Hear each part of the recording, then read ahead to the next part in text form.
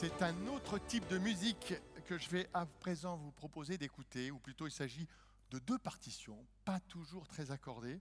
Je vais demander à Sébastien Le Foll de l'Express de me rejoindre avec ses deux invités, Sarah Knafo et Nathalie Loiseau, pour la séquence « Réconcilier les peuples avec l'Union européenne ».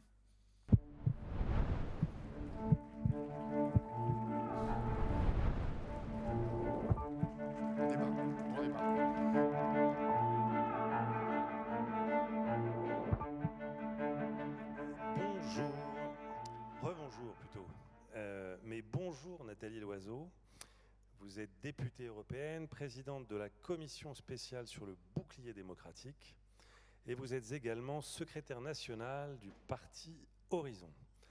Bonjour Sarah Knafo. Bonjour. Vous êtes députée européenne Reconquête et vous êtes vice-présidente du groupe L'Europe des Nations Souveraines au Parlement européen. Merci à toutes les deux d'avoir accepté notre invitation. Alors, on va s'interroger là sur la relation peut-être paradoxale qu'entretiennent les citoyens européens avec l'Union européenne. Si j'en crois un Eurobaromètre, un sondage réalisé au début de l'année, 74% des citoyens européens considèrent que l'adhésion à l'UE a profité à leur pays.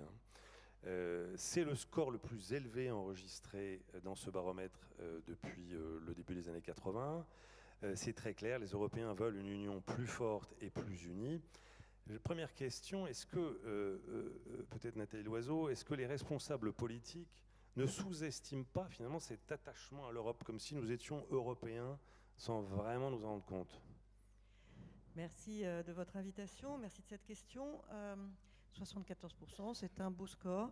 Et je vais peut-être vous surprendre, mais je ne pense pas que c'est 74% d'euros satisfaits, et encore moins d'euros BA. Je pense que c'est 74% de citoyens européens qui ont des attentes fortes vis-à-vis de l'Union européenne. Ils ont raison, d'abord les citoyens ont toujours raison, mais ils ont raison d'avoir des attentes fortes parce qu'ils ont compris, parfois dans la douleur, que beaucoup d'enjeux, beaucoup de défis ne connaissaient pas les frontières et qu'on avait intérêt à se rassembler pour les affronter, que ce soit le changement climatique, que ce soit les menaces géopolitiques ou beaucoup d'autres choses, ou même tout simplement la capacité à faire de la recherche ensemble et à être compétitifs ensemble. Tout cela, ils l'ont compris. Maintenant, ils attendent de voir si l'Union européenne correspond à leurs espérances. Est-ce que les politiques n'ont pas sous-estimé ces attentes? Si, je le crois, pour des raisons très simples. Quand vous êtes politique nationale, et ça a été vrai très longtemps, et je l'ai vécu à la fois comme diplomate et comme politique, les victoires européennes, c'était les vôtres. Vous sortiez d'un Conseil européen en disant « j'ai gagné », donc j'ai gagné contre les autres. Et quand c'était une défaite, c'était la faute à l'Europe. Il y avait même une émission de radio et de télévision qui s'appelait La faute à l'Europe. C'était assez facile, c'était un bouc émissaire facile parce que perçu comme lointain, donc on pouvait dire n'importe quoi. La première fois que j'ai vu qu'on faisait moins ça, c'est quand Emmanuel Macron et Angela Merkel, à l'époque, se sont astreints, parce que c'était une astreinte qui s'imposait tous les deux, à faire la conférence de presse de fin de Conseil européen ensemble. Ça évitait tout simplement de prétendre qu'on avait gagné contre tous les autres. Ça obligeait à raconter la même histoire et si possible ce qui s'était passé pendant le Conseil. J'en ai vu d'autres faire différemment. J'ai le souvenir d'un Conseil européen en 2018, je crois, où Giuseppe Conte, qui était le président du Conseil italien, racontait en conférence de presse quelque chose qui n'avait rien à voir avec ce qui s'était passé à l'intérieur. Donc ça, c'est cette tentation des politiques, soit de faire de l'Europe un bouc émissaire, soit d'en tirer gloire à leur profit. Combien de présidents de région en France vous disent « ce lycée a été construit avec des fonds européens ». Non, ils vous disent « c'est grâce à moi qu'il y a eu ce magnifique lycée ». C'est tentant. Ça ne se passe pas toujours comme ça dans d'autres pays européens quand même. Sarah Knafo. Merci beaucoup. Alors déjà, je suis très satisfaite de voir qu'il y a une forme d'humilité plus grande que celle que j'ai connue il y a quelques années sur la construction européenne, même chez les plus européistes, et je ne le dis pas comme une insulte, mais je crois qu'il y a certains messages populaires qui sont aujourd'hui passés, et même quand il y a un fort score, comme celui que vous nous avez donné de 74%, on arrive à être assez lucide pour savoir que non, ça ne veut pas du tout dire qu'il y a une béatitude sur la manière dont l'Union européenne est construite actuellement, ça ne veut pas dire que les peuples sont satisfaits de ce qu'elle est aujourd'hui. Je suis allée regarder d'ailleurs dans le détail cette enquête. Je pense que ça n'est pas pour rien que Madame Loiseau est lucide, c'est parce qu'elle est française. Quand on regarde le détail de cette enquête, on s'aperçoit que les Français sont parmi ceux qui ont la plus mauvaise image de l'Union européenne. Et ce taux chute lorsqu'on interroge les Français à près de 60%. Quand on demande aux Français s'ils ont une opinion positive de l'Union européenne, là, ils ne sont plus que 44% à répondre par la positive. Donc, qu'est-ce qu'on en tire? C'est que chez les Français, à la question « est-ce que vous avez profité de l'Union européenne? Est-ce que vous avez pu en tirer des bénéfices ?» D'ailleurs, j'ai aussi remarqué que la question était posée au passé, c'est-à-dire qu'on a demandé dans ce sondage, dans cet eurobaromètre, est-ce que par le passé, vous avez eu l'impression que vous avez tiré des bénéfices de l'Europe? Là, ils ont été une majorité dans l'Europe à répondre oui, et aussi en France, même si le score était plus faible. Je partage ça. Moi aussi, je pense que par le passé, on a pu tirer bénéfice de l'Europe, que ça n'est pas pour rien que le général de Gaulle a accepté de construire les premières pierres de cette Europe. Il y avait un avantage économique majeur, un avantage sur l'agriculture, c'est-à-dire qu'à l'époque où la PAC, avant 1992, était encore dans une logique de production, bien sûr que nos agriculteurs en ont bénéficié. Oui aussi qu'avec un marché unique et un tarif extérieur commun, nos entreprises ont profité des règles communes du marché unique, et il y avait un intérêt à le faire. Le général de Gaulle, qui n'est pas un fédéraliste, a accepté de construire cette Europe dans ce sens. Géopolitiquement parlant, il y avait là aussi un intérêt d'arrimer, comme on disait à l'époque, l'Allemagne de l'Ouest, l'Italie et le Benelux à l'influence française. Vous savez que le général de Gaulle disait que l'Union européenne, à l'époque on ne l'appelait pas encore comme ça, mais devait être le levier d'Archimède de la puissance française, donc on devait utiliser la puissance coalisée de tous nos voisins dans cette Europe des nations, comme on le disait à l'époque, pour faire de la France une puissance plus grande et plus forte qu'elle n'aurait été toute seule. Donc oui, en tant que Français, il est évident qu'on voit encore l'Europe comme quelque chose qui peut nous apporter du positif. Et maintenant, si je dépasse le cadre purement français, je comprends aussi que les peuples européens y voient un espace nécessaire à l'heure où nous sommes entourés de mastodontes, et alors peut-être qu'on se retrouvera sur ce point, de mastodontes alentours qui nous menacent soit commercialement, soit stratégiquement dans nos intérêts. Donc évidemment, oui, nous avons intérêt à nous coaliser entre nations, ce sera peut-être notre point de divergence, entre nations souveraines qui ont tout intérêt à s'entendre sur les sujets sur lesquels elles décident de s'entendre. Là où je dis que j'observe parfois une forme de lucidité, j'ai vu dans le rapport Draghi que j'ai cité. Alors on va y revenir. Ah, pardon. Donc c'était simplement pour dire sur ce point, pas pour citer tout le rapport Draghi, mais sur ce point qu'il disait qu'il fallait sortir de la religion du tout à 27 et qu'il fallait accepter que parfois sur certains sujets, il puisse y avoir des intérêts entre certaines nations. Donc c'est exactement sur ce point-là, j'ai des désaccords avec le reste, on en reparlera, mais sur ce point-là, je crois qu'il faut accepter d'entrer dans une logique d'intérêt national bien compris et que donc chaque nation puisse déterminer les sujets sur lesquels elle souhaite avancer en partenariat avec les autres, comme ça n'aurait jamais dû cesser d'être. Et puis je pense que dans mon propos, vous entendez en creux que si par le passé, on avait énormément de raisons de vouloir construire cette Europe, on est ensuite arrivé à une Europe dont on a le sentiment qu'elle ne nous entend plus, qu'on ne la comprend plus, qu'elle est devenue illisible, complexe pour les peuples, avec des blessures démocratiques certaines, mais je pense qu'on en reparlera. Et puis surtout ces sujets que j'esquisse vraiment très très rapidement. Je pense que dans la suite des questions, on pourra aborder les critiques qu'on peut faire à l'Europe actuelle, à l'Union européenne actuelle et les moyens de s'en sortir. Nathalie Loiseau, Sarah Knafo a loué votre humilité, mais est-ce que les partis souverainistes, nationalistes, n'ont pas eux aussi mis de l'eau dans leur vin depuis le Brexit, qui n'est pas le succès que en tout cas que ces mouvements-là espéraient. Aujourd'hui, il ne s'agit plus de sortir de l'Europe, mais de réformer l'intérieur. Est-ce que vous leur envoyez son compliment ? Écoutez, oui, on n'est pas là pour se faire un combat, un catfight, ou un crépage de chignon, comme on dirait, puisque nous sommes deux femmes et que c'est des expressions qui nous sont réservées. Mais je suis heureuse de voir que Sarah Knafo découvre l'Europe. comme Tintin découvrirait l'Amérique, parce que le fait de décider souverainement de travailler ensemble, c'est tout à fait le principe de la construction européenne. Jamais on ne fait quelque chose qu'on n'a pas souhaité faire. Et le fait de travailler en coalition, la France veut-elle signer le Mercosur ? Volontaires, le fait de travailler en coalition de volontaires ou en groupe de pays plus déterminés que les autres, c'est à peu près aussi vieux que l'Europe. C'est ce qui a fait qu'on a créé Schengen. C'est ce qui a fait qu'on a créé l'euro. On n'a jamais forcé des pays à aller plus loin que ce qui était déjà dans le pot commun.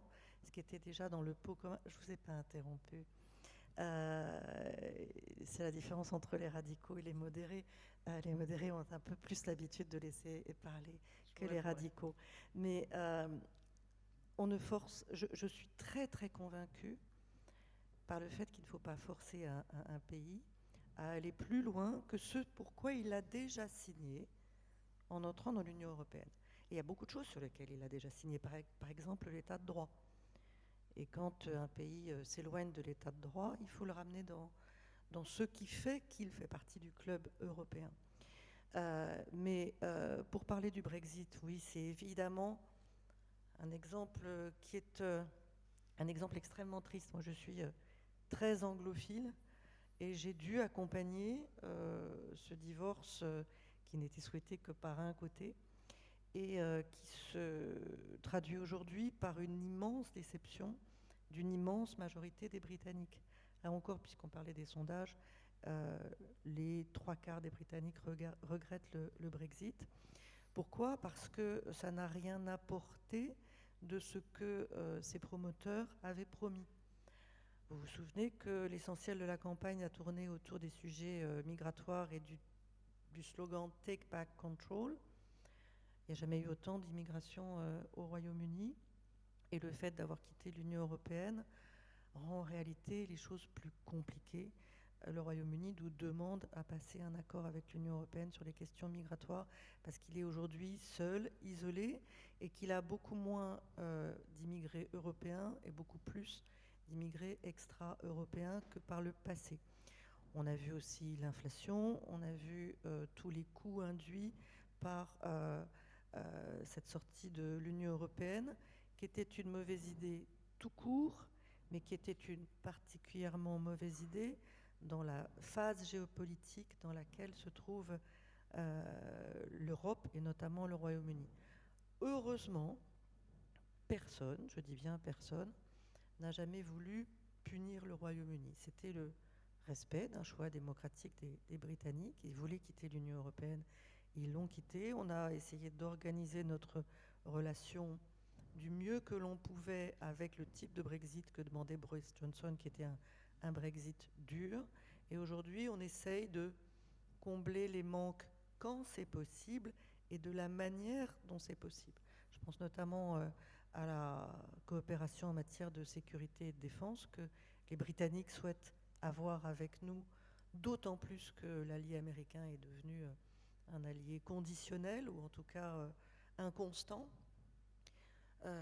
C'est un apport que de pouvoir coopérer avec le Royaume-Uni en matière de sécurité et de défense. C'est le seul pays, à part la France, à être doté de l'arme nucléaire en Europe. C'est un pays avec une véritable armée, même si on voit que face au niveau des menaces, les armées européennes individuellement ont besoin de coopérer pour faire face à ces menaces.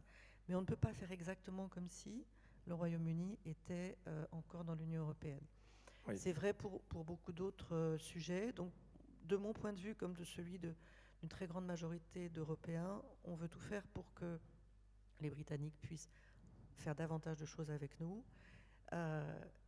Mais quand on est sorti du club, c'est difficile de vouloir y rentrer sans payer sa cotisation. C'est vrai que Nafou. Alors, beaucoup de sujets différents. Donc, sur le Brexit, en effet, c'est peu de dire que le Brexit n'a pas tout résolu en Grande-Bretagne. Vous avez peut-être vu, comme moi, les grandes manifestations. Alors, certains disent 1 million, d'autres 3 millions de personnes qui ont défilé à Londres tout dernièrement au sujet de l'immigration. Donc je suis satisfaite de voir que Madame Loiseau déplore que la Grande-Bretagne ait plus que jamais accueilli d'immigrés ces dernières années. Elle a raison. Elle a raison, et malheureusement l'Europe aussi.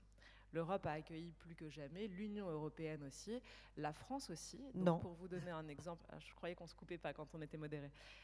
Pour vous donner un exemple, Monsieur Retailleau, donc, qui a été qualifié de ministre le plus à droite de la Ve République, a accueilli plus d'immigration légale que Christophe Castaner. Plus 37% d'augmentation des flux entre Christophe Castaner et Monsieur Retailleau. C'est juste vous dire qu'il y a une tendance à la hausse, une tendance naturelle. On accueille chaque année 500 000 entrées légales en France. Donc à l'échelle d'un quinquennat, c'est l'équivalent de la ville de Paris qui entre en France. Pourtant, il n'y a pas eu de Frexit, donc ça n'est pas une question de Brexit ou pas. Moi, la question que je me pose, ça n'est pas est-ce qu'il faut quitter l'Union européenne ou pas. Je ne suis pas une partisane du Frexit, je ne l'ai pas été, donc je n'ai pas eu le sentiment de devoir battre ma coulpe à la suite du Brexit, puisque je savais déjà qu'il existe de multiples sujets qui sont du ressort national. Et alors là, une fois n'est pas coutume, je vais être d'accord avec ce qu'a dit ma voisine, quand elle dit parfois on accuse l'Union européenne de tous les maux, en oubliant de voir que le problème est chez nous. Quand on regarde, pour prendre d'autres exemples, on a parlé du sujet migratoire, mais quand on regarde le taux d'imposition moyen dans l'Union européenne qui est de 40,4% et qu'on voit que le nôtre est de 5 points supérieur, là on ne peut s'en prendre qu'à nos propres élites. Et on ne peut pas dire que tout est de la faute de l'Union européenne. Donc c'est une question différente de la question de la souveraineté. On peut tout à fait être souverain pour faire n'importe quoi de sa souveraineté. Donc évidemment que le Brexit n'a pas tout réglé, mais ça n'est pas parce qu'ils sont devenus souverains qu'ils ont fait n'importe quoi, c'est parce qu'ils ont eu différents gouvernements qui n'ont pas réglé les problématiques devant lesquelles leur peuple était soumis. Pour ce qui nous concerne, je ne place pas le débat sur faut-il partir ou non, je suis beaucoup plus pragmatique et beaucoup moins idéologue. Je me dis, est-ce que tout est parfait dans l'Union européenne actuelle ? Non. Personne dans la salle pourrait dire le contraire. Est-ce qu'il faut quitter l'Union européenne pour autant ? Ma réponse est non. Et donc, la question qu'il faut se poser, c'est qui a-t-il à changer dans l'Union européenne pour qu'elle réponde aux intérêts nationaux et avec quelle méthode faut-il changer ces différents points ? Alors justement, je voudrais vous entendre l'une et l'autre sur comment on fait évoluer la gouvernance et vous faire réagir à une proposition à quelqu'un à qui nous avons consacré la couverture de l'Express cette semaine, qui est Mario Draghi. Alors on parle beaucoup de son plan pour la compétitivité, mais il s'est également prononcé pour un fédéralisme pragmatique, c'est son expression, qui permettrait des coalitions de pays volontaires autour d'intérêts stratégiques communs, avec l'idée qu'il faut en finir absolument avec l'unité des 27 à tout prix. Peut-être Nathalie Loiseau, et on revient vers vous. Juste pour revenir une seconde sur les questions migratoires qui sont des questions importantes, parce que je partage l'idée qui est celle de la plupart des citoyens européens que nous voulons décider qui entre et qui reste sur notre sol, souverainement. Cette année, au moment où nous parlons, il y a 25% de moins d'arrivées irrégulières dans l'Union européenne que l'année dernière. L'année dernière, il y en avait un tiers de moins que l'année précédente. Je peux répondre. J'ai parlé d'entrée légale. Laissez terminer. Oui, mais cela signifie qu'il y a des politiques qui fonctionnent. Et quand on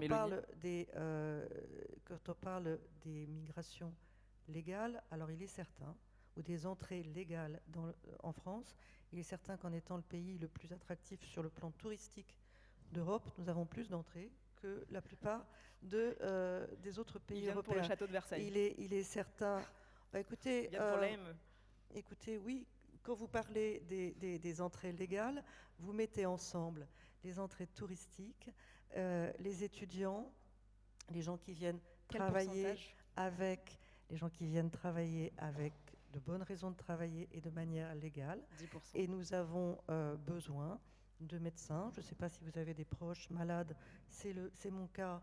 Je ne connais pour traiter la personne à qui je pense que 2 médecins qui sont étrangers, des infirmiers qui sont étrangers.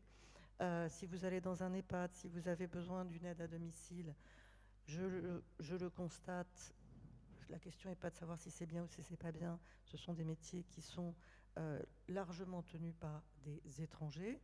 Je veux bien qu'on dise qu'on fera l'immigration zéro. Je sais que c'est la position de votre parti. Je pense que ça n'est pas réaliste et je ne pense pas que ce soit souhaitable.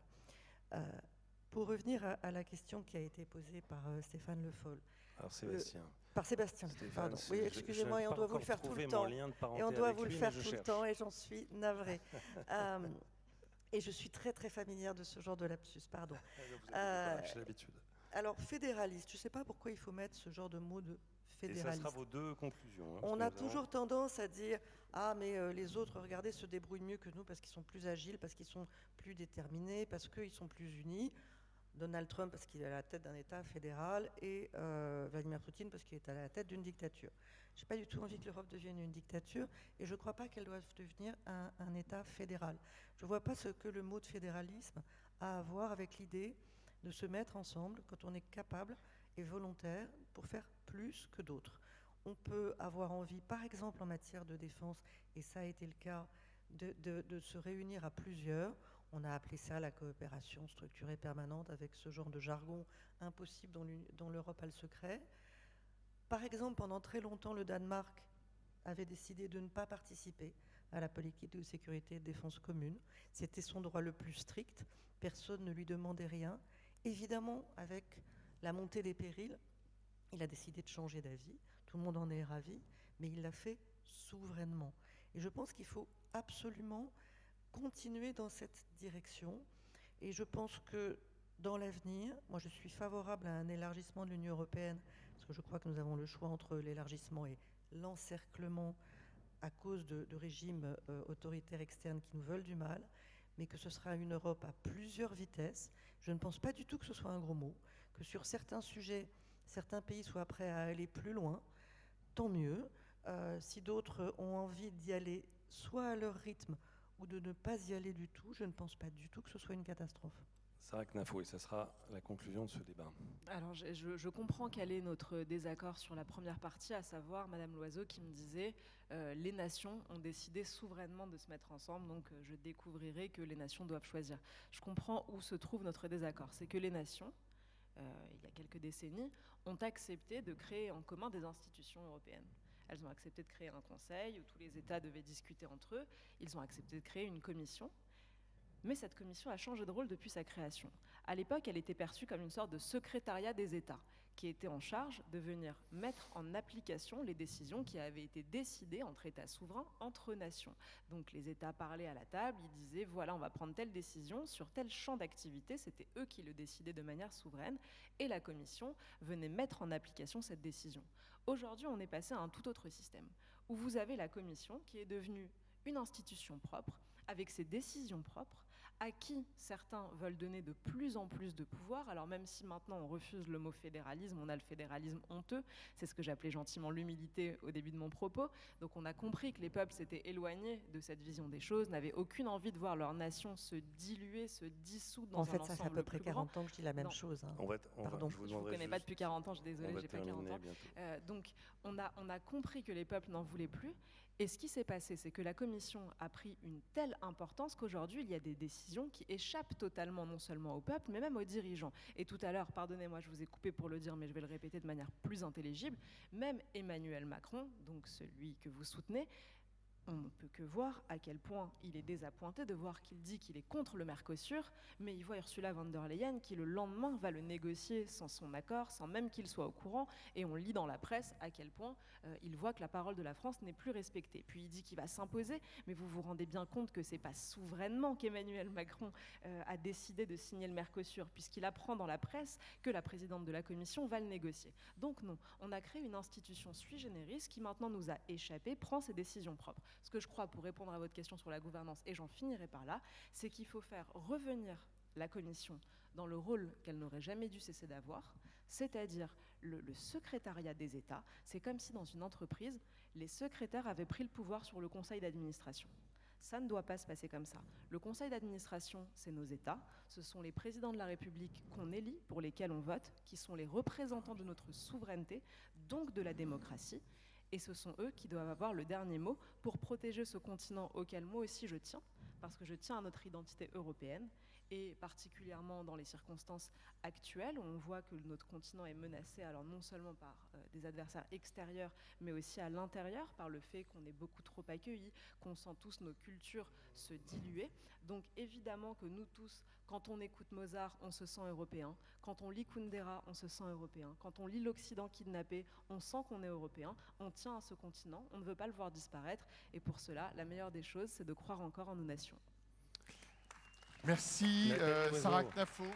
Le débat se termine. À poursuivre, débat à poursuivre. Merci à vous deux. Merci à toutes les deux. Merci Sarah Knafo, merci Nathalie Loiseau. Je ne suis pas sûr qu'on sera parvenu à vous mettre d'accord, mais ce n'était pas nécessairement l'objectif de cette discussion. Nous, à l'Express, on pense que le débat est salutaire, car il permet d'échanger les idées, il permet d'échanger les points de vue. Alors merci à toutes les deux pour ce dialogue un peu tonique. Alors,